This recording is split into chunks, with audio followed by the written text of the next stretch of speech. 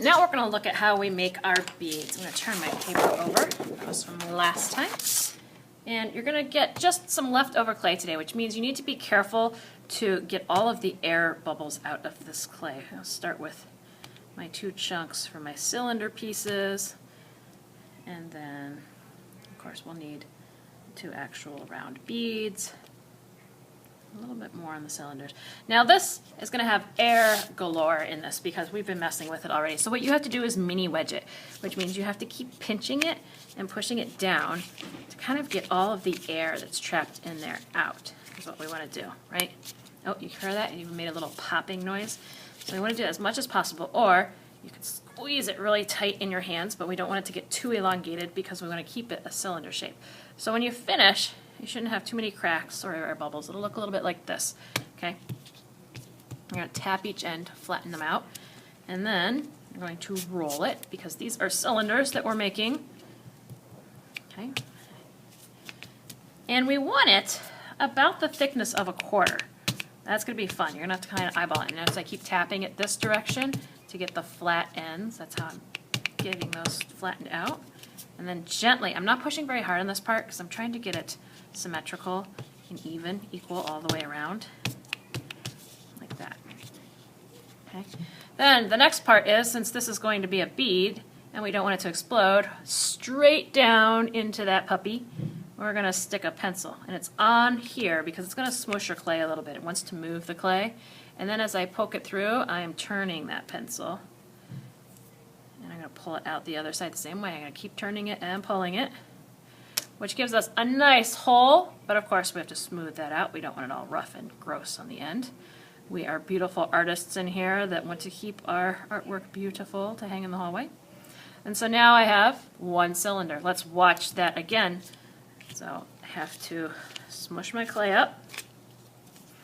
I think this is going to need a little bit more because the other one seems to have more. Get that smush, trying to get out all those little air pockets, right? And then sort of work it into a cylinder-ish shape. And we start tapping and rolling, tapping and rolling. And you'll notice these aren't exactly the same size, but we're just going for close enough today. If you're lucky, I had some new clay to hand you, and you have pretty much the same size. You don't have to do as much squishing and rolling. It all kind of depends on which school you're at, where I'm doing this project, and what funds we have available. So as you can see, not quite the same size, but pretty close. So now I'm going to put that pencil in there, work it through. Smooth out that edge, just like that. So now I have 2 cylinders, tap, tap.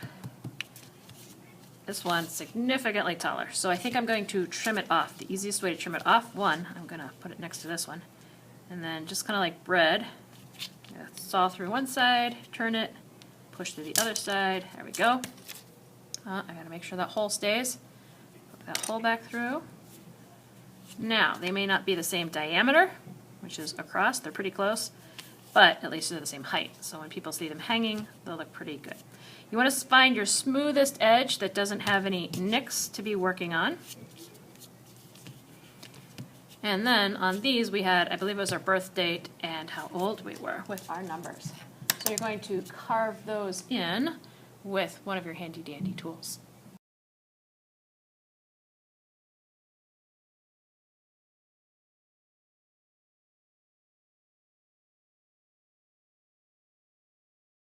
So there you go. I have 1,976 carved into my stone for my birthday. So I'm going to set that one over here. And then I am 39 years old, but by the time we have our big festival and our World Culture Week, I will be 40. So I get to draw 4 of the bridges in for my age. 1, 2, 3, 4. And you'll notice while I'm carving, I'm holding either end of my bead when I'm doing my carving. Because this one's a little bigger and has less on it, I can actually take my larger, FID tool, F-I-D, FID. And I can make these even bigger. Careful to brush out the extra clay. It's really hard to paint these if they stay bumpy. You want to keep your clay as smooth as possible for the painting portion of this.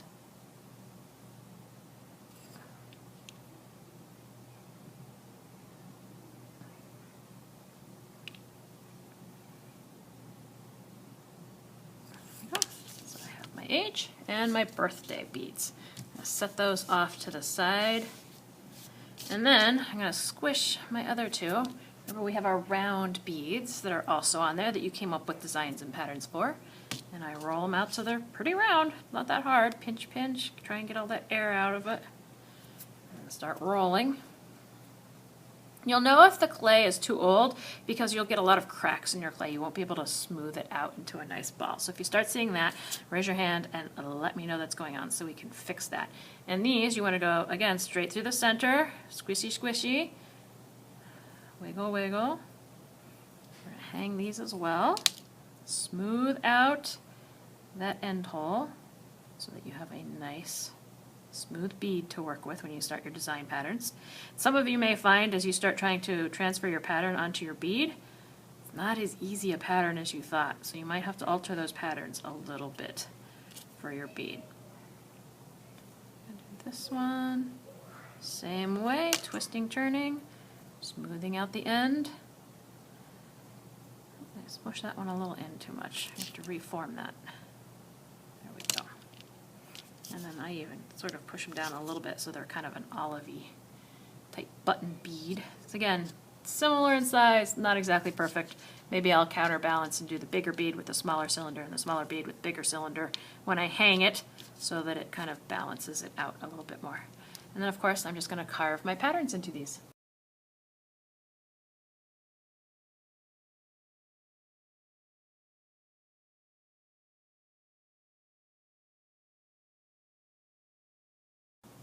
And of course, once you're finished, these become a little bit more difficult to tell whose are whose because putting your name on them becomes a little trickier.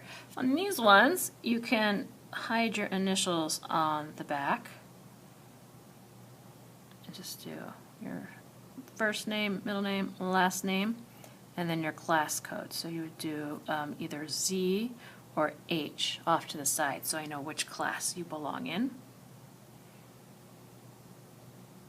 I'm firing everybody's at the same time. So yours, Zamilpa and Haney together, or whichever class you may be in with me. And then for your beads, because they are so tiny, you want to try and figure out which side you want to be the bottom side of your bead. And then really small, be very careful. Try and get your initials carved in there. And it's going to be super small. I will keep the beads together with these larger ones. So if they, to try and to alleviate some of having to read super tiny initials, but no guarantees. So try to remember what your beads look like. Sometimes things move around in the kiln, especially if somebody's explodes or breaks. All right, and then those will go grouped just like this together on the drying rack.